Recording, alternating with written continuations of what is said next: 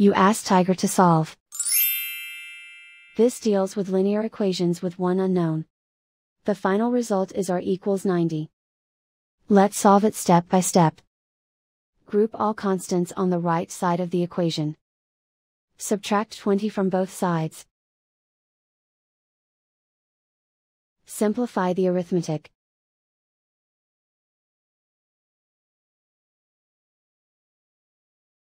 Isolate the x.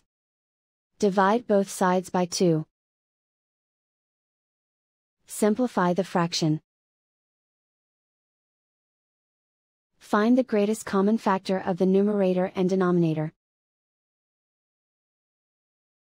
Factor out and cancel the greatest common factor. And so the final result is r equals 90.